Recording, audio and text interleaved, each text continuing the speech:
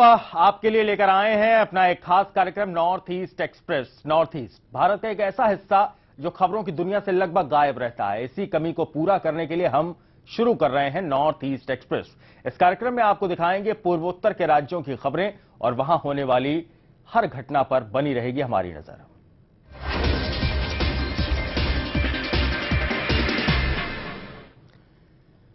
अरुणाचल प्रदेश में शिक्षकों के तबादले को लेकर ईस्ट सियांग जिले के गांधी गांव में बीजेपी की अगुवाई में शिक्षकों ने एक रैली निकाली। इस दौरान बीजेपी ने शिक्षा मंत्री तापांग तालोह का पुतला जलाया। बीजेपी ने एडीसी इंचार्ज को ज्ञापन सौंप शिक्षा मंत्री के इस्तीफे की मांग की है। अरुणाचल प्रदेश में शिक्षकों का आंदोलन तूल पकड़ता जा रहा है। ट्रांसफर से परेशान शिक्षकों ने राज्य सरकार के खिलाफ मोर्चा खोल दिया है। मौका देख बीजेपी भी शिक्षकों के समर्थन में उतर आई है। ईस्ट सियांग जिले के गांधी गांव में ट्रांसफर के मारे शिक्षकों ने बीजेपी के समर्थन से एक रैली निकाली। रैली एडीसी दफ्तर तक निकाली गई। इस दौरान शिक्षा मंत्री तापांग तालोह से काफी नाराज नजर आए। रैली के दौरान शिक्षकों ने तापांग तालोह का पुतला भी जलाया। तो डायरेक्टर बोलता है मॉर्निंग इवनिंग हमको तंग करता है तापांग तालोह। लेटर लिखो बोलने से फिर लेटर नहीं लिखता है, मुख से हमको तंग करता है, अब जाना पड़ेगा। तो हमारा जैसे सब बहुत तकलीफ है, तो बोलने जाने में हम तो एक रेगुलर एम्प्लॉय है।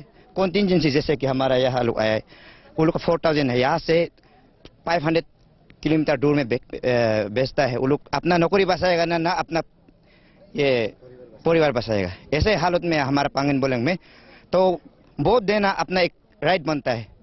तो इसमें उसको वोट नहीं दिया है बोल के सबको ट्रांसफर।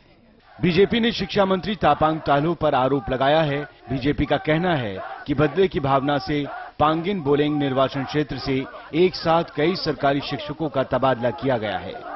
बीजेपी ने एडीसी इंचार्ज गामतुम पादु को ज्ञापन सौंपकर शिक्षा मंत्री तापांग तालोह के इस्तीफे की मांग की है। अभी जो पोस्टिंग है ट्रांसपेरेंट पोस्टिंग, यह आपका जो लीगल है उससे ज्यादा हो गया है। अभी यहाँ हर एक डिपार्टमेंट में, स्पेशली पर्टिकुलरली एजुकेशन डिपार्टमेंट में, कोई भी टीचर अभी मैंने अपना ड्यूटी नहीं कर सक रहा है, कारण सब ट्रांसफर में है। और जो अभी तक जिसका ऑर्डर नहीं आया वो भी अभी ट्रांसफर प्रोसेस में है। तो उसका वजह से हमारा जहाँ पूरा गांव का गांव स्कूल खाली हो गया। अगर वो वास्तव में वो सोचता है कि एजुकेशन को रेशनलाइज करना है, स्ट्रीमलाइन करना है और अरुणाचल के लिए वो सोचता है, तो क्यों पांगिन बोलेंग का जो भी उनको जो वोट नहीं दिया, बीजेपी को जो वोट दिया, मोदी के ऊपर जो विश्वास किया, उनको सिर्फ ट्रांसफर किया है। शिक्षकों के आंदोलन से सबसे ज्यादा नुकसान छात्रों को उठाना पड़ रहा है। ट्रांसफर के बाद से शिक्षक स्कूल से नदारद हैं। वहीं सियासी रोटी सेकने का मौका देख बीजेपी भी मैदान में उतर गई है। ऐसे में अब देखना है कि राज्य सरकार क्या एक्शन लेती है। न्यूज एक्सप्रेस के लिए ब्यूरो रिपोर्ट। अरुणाचल प्रदेश के ईटानगर में रविवार को केंद्रीय संस्कृति और पर्यटन मंत्री श्रीपद येसो नाइक ने Nishi indigenous art and culture archive come community hall का उद्घाटन किया। इस मौके पर लोगों का हुजूम देखने को मिला। केंद्रीय मंत्री के स्वागत में स्थानीय लोगों ने कोई कसर नहीं छोड़ी। इस मौके पर स्थानीय लोग पारंपरिक पहनावे में नजर आए। प्रदेश के पर्यटन मंत्री पेमा खांडू भी केंद्रीय मंत्री नाइक की अगवानी करने पहुंचे। शुभारंभ के बाद मीडिया से बातचीत करते हुए केंद्रीय मंत्री ने कहा कि अरुणाचल प्रदेश भारत का प्रमुख हिस्सा है और सभी अभी अविकसित राज्य है, लेकिन केंद्र की योजना में प्रदेश के लिए उचित फंड मुहैया कराएगी ताकि प्रदेश का समुचित विकास हो सके। वहीं श्रीपद नाइक ने प्रदेश को पर्यटन हब बनाने की भी बात कही। टूरिज्म बढ़ाने के लिए जो करना है, प्रोजेक्ट करना है, वो राज्य सरकार करती है। जिसके लिए जो फंडिंग चाहिए, पैसा चाहिए, मदद चाहिए, पूरी भारत सरकार देती है। हमने उसको रिक्वेस्ट किया है हमारे मिनिस्टर साहब से और उन्होंने प्रपोजल भी भेजा हुआ है। तो यहाँ तो प्रायोरिटी, मैं तो कहूँगा कि यहाँ प्रायोरिटी देनी है। तो अरुणाचल प्रदेश से जो प्रोजेक्ट आएंगे हम 100% उसको सैंक्शन करेंगे। और आप जो उनका जो डिमांड है, इसके कल्चरल हॉल हो और कुछ मल्टीपर्पज हॉल हो, जो कुछ हमारी स्कीम बैठेगी, जो स्कीम्स पुरानी स्कीम्स है, और वो उसका फायदा हम लेने के लिए उनको कहा हुआ है। और उनके प्रपोजल भी पीछे भी आए थे, उसका वो सब सॉर्टिंग चालू है और भी आज दिए हुए हैं, वो भी हम कर लेंगे। अरुणाचल प्रदेश में प्रधानमंत्री नरेंद्र मोदी का स्वच्छ भारत अभियान जोर शोर से चल रहा है। पासीघाट मार्केट में म्यूनिसिपैलिटी के वार्ड काउंसलर की अगुवाई में सफाई अभियान चलाया गया।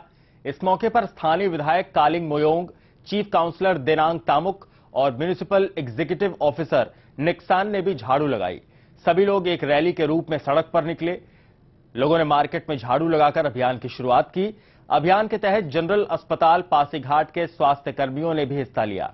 विधायक और काउंसलर में लोगों को संबोधित करते हुए स्वच्छ भारत के मायने समझाए, साथ ही उन्हें इसमें शामिल होने का संदेश दिया।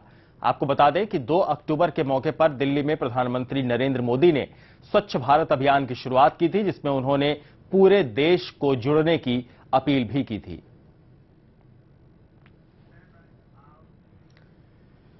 दिल्ली के अरुणाचल हाउस में स्टिपल वीजा के मुद्दे पर अरुणाचल सिविल सोसाइटी की बैठक हुई, जिसमें वीजा संबंधी समस्याओं पर चर्चा हुई। वहीं सिविल सोसाइटी ने 15 अक्टूबर को दिल्ली के जंतर मंतर पर धरना प्रदर्शन करने का फैसला लिया है। अरुणाचल सिविल सोसाइटी के पाते तायूब ने बताया कि 15 अक्टूबर को स्टिपल वीजा को लेकर धरना प्रदर्शन का आयोजन होगा। इसके लिए सभी अरुणाचली संगठन एक साथ आ रहे हैं। सिविल सोसाइटी के सदस्यों ने उम्मीद जताई कि मोदी सरकार जल्द ही मामले को सुलझा लेगी। मीटिंग रखी है 2 दिन के लिए। ये एक्चुअली जो मीटिंग है ऐसा है कि to seek suggestion from all the elders and all the students studying in Delhi और working somewhere in every sector. तो धरना हम लोग करने से पहले हम चाहते हैं कि सही फीडबैक मिले, सही सजेशन मिले, so that the protest will be very effective. It should not be that कि कल को जंतर मंतर प्रोटेस्ट किया और इश्यू गायब हो गया। तो इसलिए ये मीटिंग रखा गया। ये कोई पार्टी को ब्लेम करने के लिए नहीं है, लेकिन पार्टी में रहकर क्या करना चाहिए और क्यों नहीं किया अब तक, और 30 साल में क्या कर रहा था, ये मेरा सवाल है। मैंने इसमें कोई कांग्रेस कोई बीजेपी नहीं बोलूँगा। बीजेपी कांग्रेस का मैं दोनों को गठबंधन जोड़ने की बात नहीं करूँगा। मुझे 31 दिसंबर तक ये हम मोदी जी से उम्मीद है, हमारे किरण जी से उम्मीद है, सुषमा स्वराज से उम्मीद है, ये हमको 31 में दिसंबर में नया साल में नया तोहफा। अगर ये नहीं दिया तो मैंने कह दिया कि 26 जनवरी को मैं बॉयकॉट करूंगा, इनडायरेक्टली धरना रहूंगा। त्रिपुरा के अगरतला में बौद्ध समुदाय के लोगों ने कठिन छिबोर दन त्योहार बड़े ही उत्साह से मनाया। इस मौके पर वेणुवन विहार में बौद्ध भिक्षुओं और श्रद्धालुओं ने बड़ी तादाद में पूजा अर्चना की। आइए आपको दिखाते हैं कठिन छिबोर दन के रंग। बौद्ध भिक्षुओं ने की पूजा, श्रद्धालुओं ने कैंडल जलाकर की प्रार्थना। बुद्ध को अर्पित की गईं नोटों से सजी झांकियां। आस्था में डूबा ये नजारा त्रिपुरा में अगरतला के बौद्ध मंदिर का है, जहां बौद्ध समुदाय के लोगों ने कठिन छिबोर दन त्योहार को बड़ी धूमधाम से मनाया।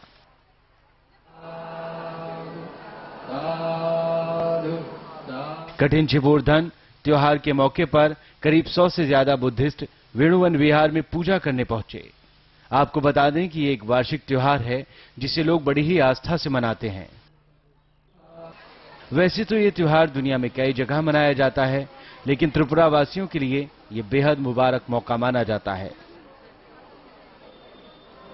हिंदू कैलेंडर के मुताबिक अश्विनी महीने में जब पूर्णिमा का चांद निकलता है तो इस त्योहार का समापन किया जाता है। इसे प्रवर्ण पूर्णिमा भी कहा जाता है।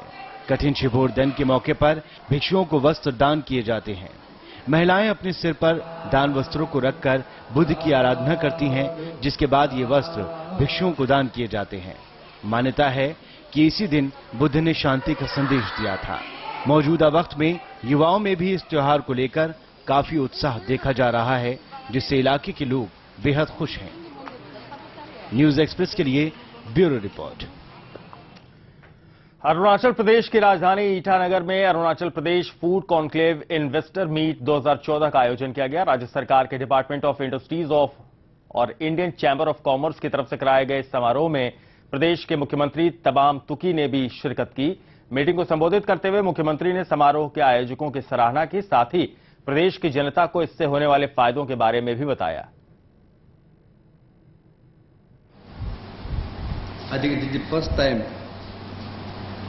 such meeting has been held here.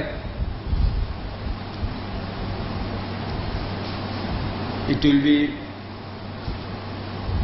benefiting our people, particularly entrepreneurs who are here, and also the Department of Industries, Department of Horticulture and Agriculture. Delhi में चल रहे अरुणाचल वासियों के लिए अच्छी खबर है। दिल्ली हाट में ट्राइबल टेस्ट टूरिज्म और ऑफ अरुणाचल प्रदेश रेस्टोरेंट की शुरुआत हो गई है। दिल्ली में पहली दफा अरुणाचल प्रदेश के जायके को परोसने के लिए राज्य सरकार ने यह पहल की। आपको बता दें कि रेस्टोरेंट दिल्ली हाट के फूड स्टॉल नंबर 22 में है।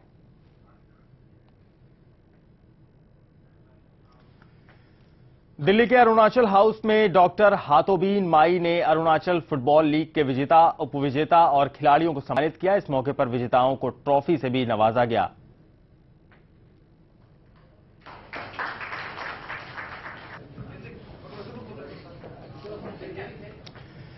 तो ये थी नॉर्थ ईस्ट एक्सप्रेस की खबरें। एक छोटा सा ब्रेक ले रहे हैं, खबरें आगे भी दिखाएंगे आपको।